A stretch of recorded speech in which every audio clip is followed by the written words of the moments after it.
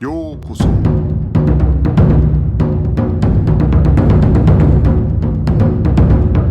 Eu sou o Gustavo e você está ouvindo o Budocast.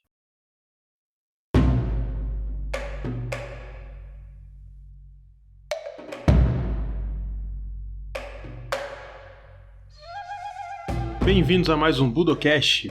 No episódio de hoje, nós vamos falar sobre Bushido, o caminho do samurai. Então, na verdade, para começar a falar sobre esse assunto, a gente tem que iniciar falando sobre qual é a visão geral do Bushido dentro da comunidade das artes marciais. Pelo menos eu vou falar da forma que eu vejo. Muita gente costuma citar as 7 virtudes: justiça, coragem, compaixão ou benevolência, polidez, cortesia, o rei, honestidade, honra e lealdade, para falar sobre o Bushido. E entendendo o Bushido quase ou praticamente como uma espécie de manual ou um texto, uma espécie de bíblia do caminho do guerreiro japonês. Mas muita gente não se dá conta que essas virtudes, na verdade, elas vêm de um livro até bastante recente, se a gente for pensar no assunto que a gente está tratando. E que livro é esse? É justamente o livro chamado Bushido, do autor Inazu Nitobe. Esse livro, na verdade, publicado por volta de 1899. Então, se nós formos pensar que foi publicado após o início da restauração Meiji, então já vemos aí que é um livro que foi publicado após a classe dos samurais deixar de existir no Japão. Então, parece, pelo menos a mim, que existe uma ideia geral de que existe um grande clássico chamado Bushido, do passado do Japão, que era uma espécie de tratado utilizado por todo samurai que guiava a sua ética, a sua conduta como guerreiro. E, no entanto, isso não é a verdade. Eu vou explicar como, mais ou menos, que o Bushido, dentro desse entendimento, começou a surgir. Bom, a gente tem que lembrar que, inicialmente, a principal forma de tentar repassar esses ideários do guerreiro japonês, do que era ser um guerreiro de excelência, era passado através de lendas do passado. Então, era como você, por exemplo, se espelhar num grande herói que você assiste no cinema. A gente vê que, se a gente comparar lendas do passado, muitas vezes elas são romanceadas, assim como, por exemplo, o filme Último Samurai. Isso não significa que toda a história e todo samurai do passado se comportava daquela maneira, ou seja, da maneira de um grande herói. Essas eram histórias de exemplo. Muitas dessas histórias eram passadas oralmente, muitas vezes também através de poetas e cantores, assim mais ou menos como a gente imaginaria um bardo na Europa feudal. Então, apesar disso, se nós formos levar em consideração o guerreiro mais antigo, ou pelo menos aqueles até o início do período Edo, muitos deles trabalhavam realmente pelo salário que ganhavam. Então, essa ideia da lealdade pela lealdade, ela não se reflete tanto no que acontecia no passado. Inclusive porque, se nós formos estudar a história de alguns desses grandes guerreiros do passado, existia casos de traição, pessoas que trocavam de domínio para domínio, de senhor, vamos dizer, e inclusive vassalos que terminaram por matar o seu senhor. E, no entanto, não necessariamente isso era algo que era visto com tanta estranheza para as pessoas daquela época. Essa questão do sacrifício, da lealdade, era muito importante para o senhor, que tinha nos seus soldados a sua capacidade de ganhar guerras e de proteger os seus domínios. Agora, não necessariamente isso era a mesma coisa para o soldado.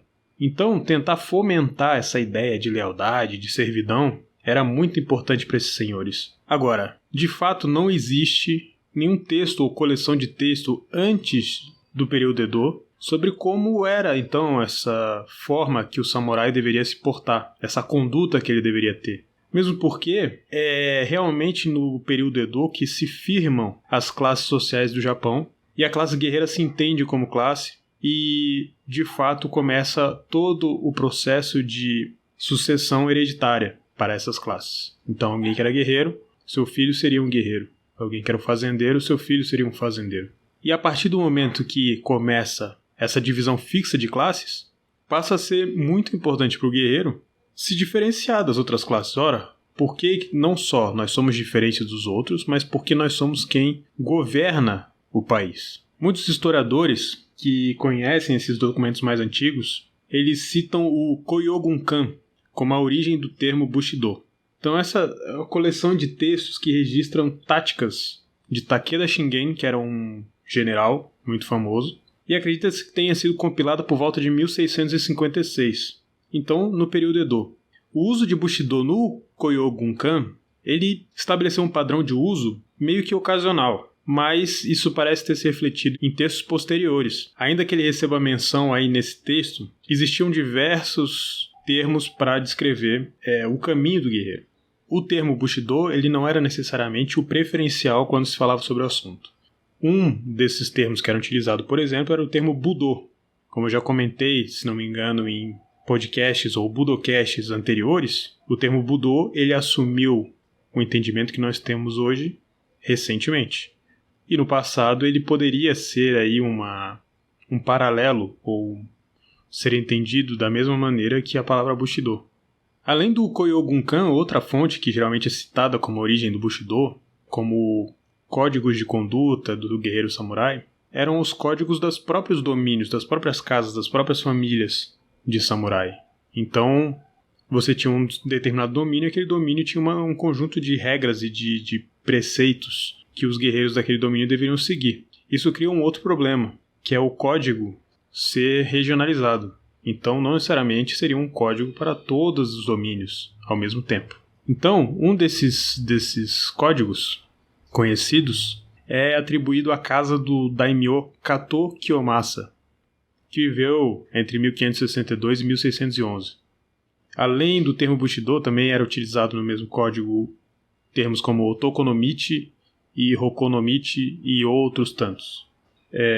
Outros códigos que relevantes aqui são o de Honda Tadakatsu, que também usa outros termos como Bushi no Seido, por exemplo, para descrever o Bushido, e o próprio termo Shido. Analisando documentos históricos relacionados à classe samurai, alguns autores notaram que de 118 documentos anteriores ao período Meiji, mais de 4.000 páginas, incluindo centenas de poemas, citações, o termo Bushido aparece somente em 13 deles. Entre esses 13, apenas 6 usam o termo mais que uma vez e 4 só que o usam com algum grau de regularidade. E aí a gente tem o Hagakure, que é um texto bastante conhecido e citado quando as pessoas falam de Bushido, e o Budo Shoshinshu, que também é bastante citado. Ambos do período Edo, e ambos compostos depois de 1700. Existe um autor chamado Oleg Benesch, que ele levanta ainda um outro problema, levando em consideração que o termo Bushido era praticamente não utilizado.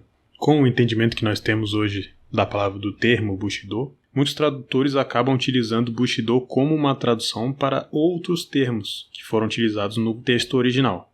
Então, por exemplo, termos como Budo, Shido, Rokonin, Nomichi e outros tantos, a partir do momento que o tradutor olha várias vezes naquele texto que ele está estudando, ou que ele vai traduzir, e que ele pretende ter uma certa unidade no entendimento dessa questão, todos esses termos eles vão sendo traduzidos como Bushido, levando em consideração a ideia que esse tradutor faz do termo, levando em consideração a nossa ideia de hoje, da nossa compreensão de hoje, mas que não necessariamente era a compreensão da época. Então, até o autor Oleg Benesch, ele faz um exemplo em que ele fala sobre o Hagakure. Ele fala que no Hagakure existe um texto que, uma parte, um trecho do Hagakure que diz o seguinte: a ideia de que morrer sem realizar seu propósito é indigno e sem sentido. Apenas morrer como um cachorro é o pretensioso Bushido dos vigaristas da cidade de Kyoto e Osaka. É curioso que, no texto original, não está escrito Bushido, está escrito Budo. Então, lembrando aquela questão do fato de que Budo era muitas vezes utilizado ao invés do termo Bushido. Mas por que eu estou dizendo tudo isso?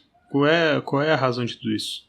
É simplesmente entender que, na verdade, antes do período Meiji não existia um consenso, um texto consensual entre todos os samurais para seguir uma determinada conduta. Quando a gente fala, por exemplo, do Hagakure, que é o texto que eu estava falando anteriormente, de Yamamoto Tsunetomo, é um dos textos mais conhecidos. A gente tem que lembrar que quando Yamamoto Tsunetomo ele lança esse texto, na verdade ele está incomodado com a situação que ele vê ao seu redor, e ele trata muito de uma nostalgia com o passado, de como era o guerreiro do passado, se baseando muito naquelas lendas que a gente falou ali antes, para falar, olha a diferença de como era aquele guerreiro do passado, leal e etc. E olha como a gente se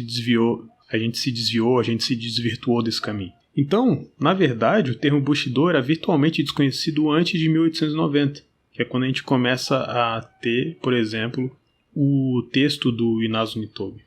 falando especificamente sobre a pesquisa do Oleg Benesch, eu vou ler um trecho do texto dele que eu acho muito interessante, que ele fala o seguinte. Isso faz parte de uma tese de doutorado que ele escreveu sobre o assunto. E ele fala o seguinte. Embora as evidências disponíveis indiquem fortemente que o termo Bushido era virtualmente desconhecido antes de 1890 e não tinha uso generalizado até o século XX, há uma segunda questão que é mais crítica para o estudo do Bushido. Esta é a questão da própria existência de um código de ética samurai sob um ou vários nomes diferentes, ou mesmo nenhum nome, antes do período Meiji. Pareceria plausível argumentar, como muitos fizeram, que um código de ética guerreiro secular e amplamente compreendido foi meramente colocado no papel e recebeu um novo apelido pelos pensadores do período Tokugawa, antes de ser ressuscitado e redirecionado pelos teóricos do Bushido da era Meiji.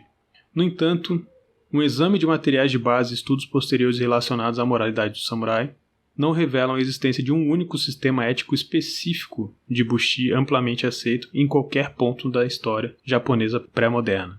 A própria identificação dos guerreiros como uma classe separada é problemática antes do período Edo, e mesmo depois desse ponto, diferenças regionais e mudanças temporais impediam a ampla aceitação de um código de conduta específico do guerreiro, já que o caráter e a definição de Bushi variavam consideravelmente de domínio para domínio. Isso é quase um resumo do que a gente viu até agora. Uma outra coisa que eu acho interessante falar aqui, que na verdade é até uma coisa que tem no início do livro do Inazu Nitobe, ele fala um pouco sobre isso também, o próprio Inazu Nitobe no início do livro, na introdução, de quando ele começa a comentar sobre o que é o Bushido, ele fala um pouco sobre isso. Fala sobre um código que é passado de maneira oral, que não existe um texto, e ele cita o Bukei Shohato, que na verdade é outra confusão que as pessoas fazem. O Bukei Shohato, na verdade, eram éditos, eram leis que foram baixadas pelo Shogunato Tokugawa regulando as atividades e as responsabilidades dos daimyo e do resto da classe samurai, da classe dos guerreiros. E isso se remete muito à fundação desse regime Tokugawa, que é o regime ou o controle de família sobre a política japonesa mais longo da história do Japão. A família Tokugawa, claro, tirando a família imperial, é quem ficou mais tempo controlando e governando o país.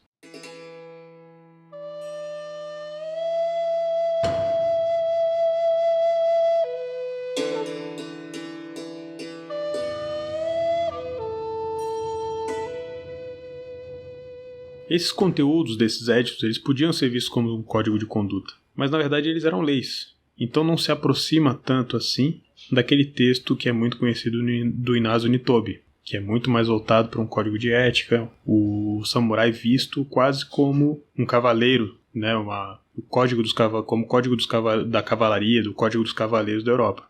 Agora, é importante uma coisa falar sobre o Bukei Shohato. Uma das mudanças aqui é que justamente com o início do período Edo, ou com o desenvolvimento do período Edo como um período de paz, o samurai, como guerreiro, ele começa a perder função. Já que não há mais tanta guerra, ele precisa assumir novas funções, ele precisa se dedicar a determinadas funções.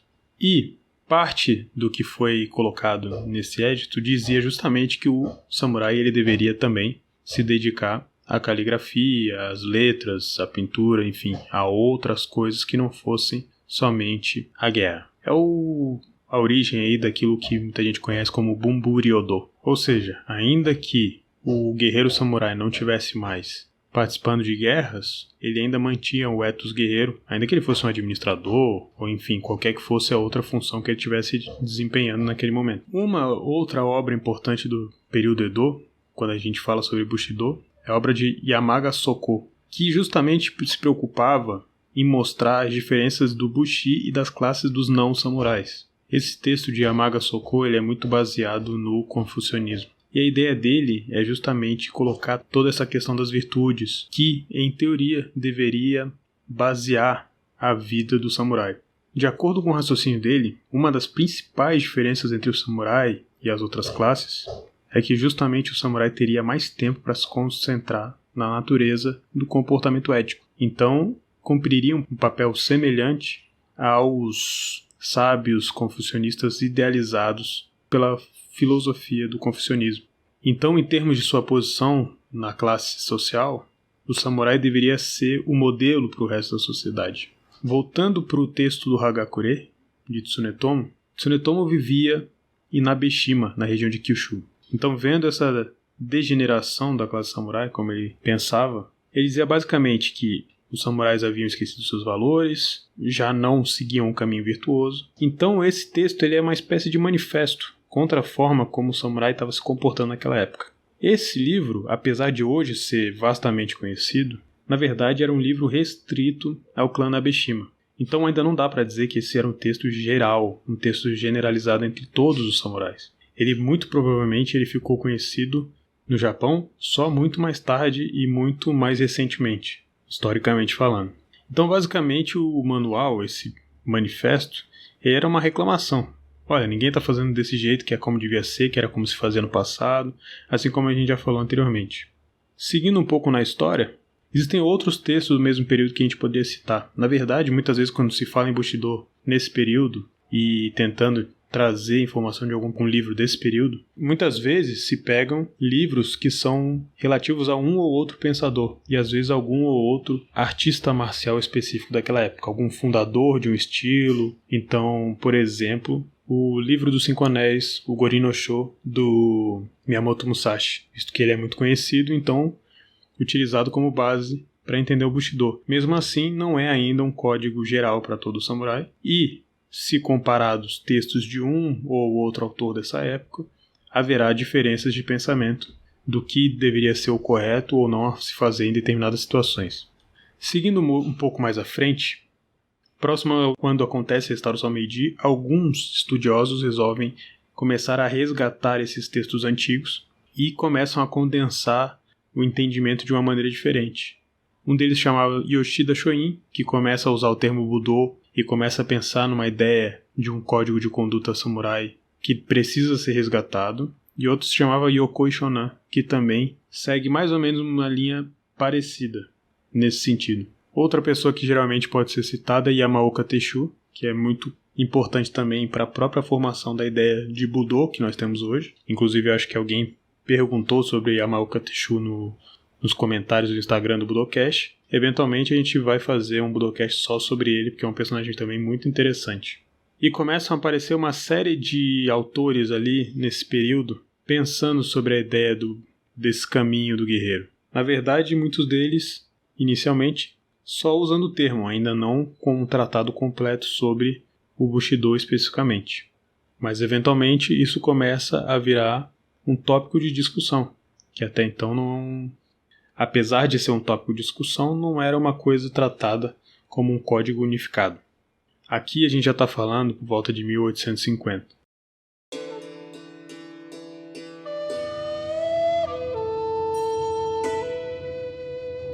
Com a restauração Meiji, o Japão começa a adotar tudo que é de fora. Começa a adotar sistemas que vêm de fora, começa a enviar estudiosos para ver como é que eram as coisas feitas nos outros países, principalmente na Europa, e para tentar correr atrás do prejuízo, vamos dizer. O Japão se percebeu muito atrasado e pensou, vamos mandar nossos estudiosos para entender como os melhores países fazem as coisas. Mas essa excessiva ocidentalização de trazer tudo que era de fora e de descartar aquilo que era japonês, a gente já falou sobre isso, por exemplo, com relação ao próprio nascimento do judô, em que Jigoro Kano tinha como um de seus propósitos fazer a manutenção de alguma coisa da cultura japonesa, ainda que com novos padrões mais modernos, e inclusive o nome judô vindo para se desconectar do jiu-jitsu. Ele tinha visto que o jiu-jitsu já não era bem visto pela sociedade. Isso com muita influência dessa questão da ocidentalização também do Japão. E aí nós temos alguns escritores que desenvolvem teorias sobre o Bushido nos anos anteriores à Guerra Sino-Japonesa. E aí eles criam uma espécie de conjunto de pensamentos, ou um conjunto de ideias que contribuem para a concepção que o Japão tinha de si mesmo. A gente está falando aqui de Ozaki Yukio, Fukuzawa Yukichi, que se conheciam, Suzuki Chikara e Uemura Masahisa.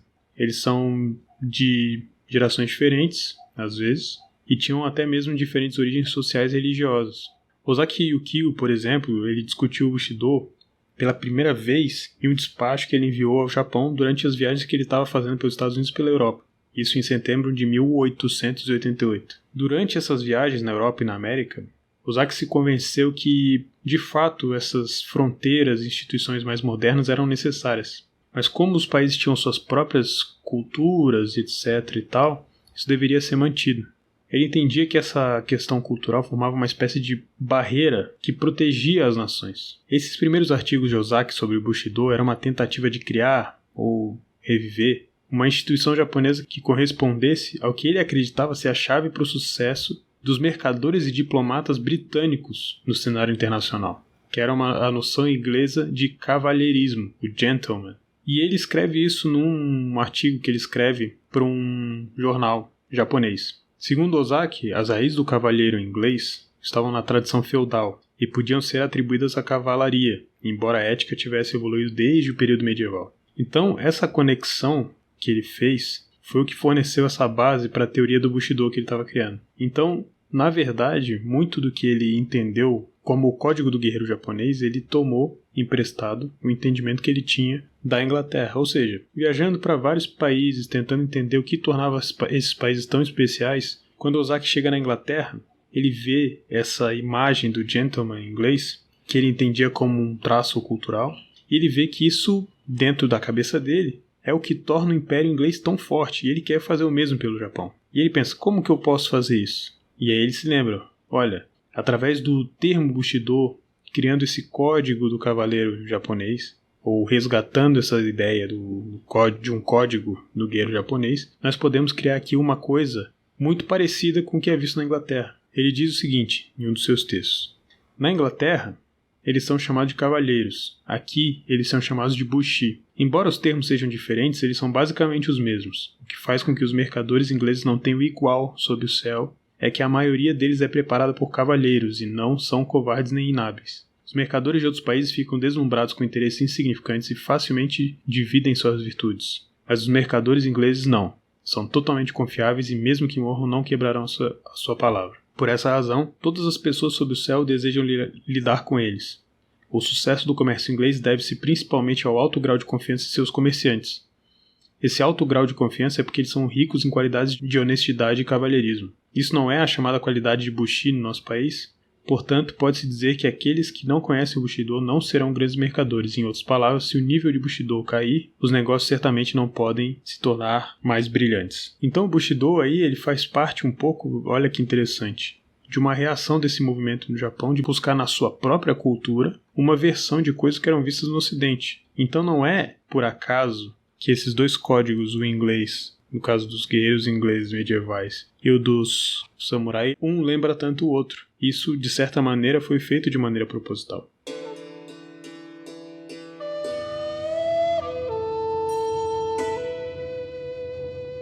E aí entra um outro escritor chamado Uemura Masahisa, que uma das questões interessantes desse autor é que era cristão. E aí, se importando com essa interação do Japão com o Ocidente e adicionando essa nova menção do cristianismo, que era a sua religião, ele traz uma nova dimensão nesse debate do que era ou não era o Bushido.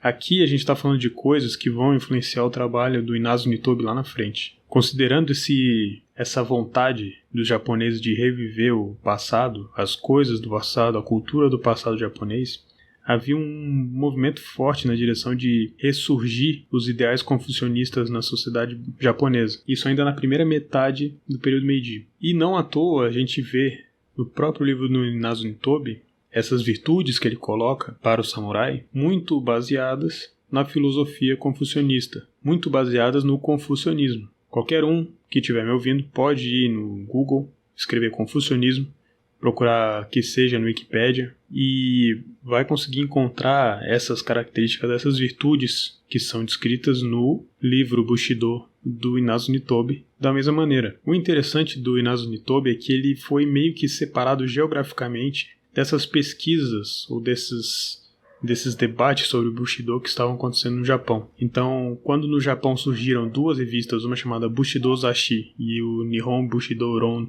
ele estava já nos Estados Unidos. Então, muito provavelmente ele não conhecia esse debate que estava acontecendo. Na verdade, essa popularidade que o Bushido, esse livro do Inazo Nitobe, ganhou no Ocidente, catapultou a fama do Inazo Nitobe de uma maneira muito grande. No entanto, isso não se traduziu em reconhecimento no Japão, porque na verdade muitos dos pesquisadores japoneses, muitos dos acadêmicos japoneses que discutiam o Bushido olharam para o trabalho do Nitobe e não acharam nada demais, ou então acharam que ele simplesmente não sabia sobre o que ele estava falando. A verdade é que Nitobe, ele tinha muitas influências do Ocidente. Dizem até que ele se sentia mais confortável falando inglês do que japonês. Mas o fato é que o trabalho de Inazo Nitobe, apesar de sua enorme fama no Ocidente, não se traduziu em tanta fama no Japão. Apenas muito recentemente parece que o trabalho dele começou a ser mais verificado. Na época que ele publicou, quando foi traduzido para o japonês, foi alvo de muitas críticas dos acadêmicos que discutiam o Bushido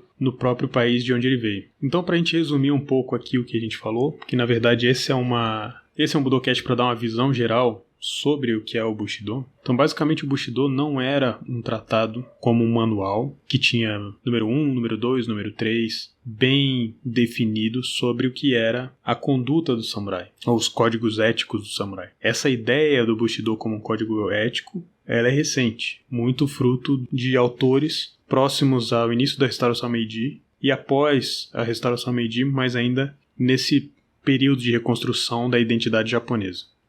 Além disso, levando em consideração tudo que foi falado anteriormente, é sempre bom lembrar que, justamente porque existiam códigos diferentes, entendidos em domínios diferentes ou mesmo por samurais diferentes, não existia não só um texto unificado, mas nem sempre concordância entre um com o outro.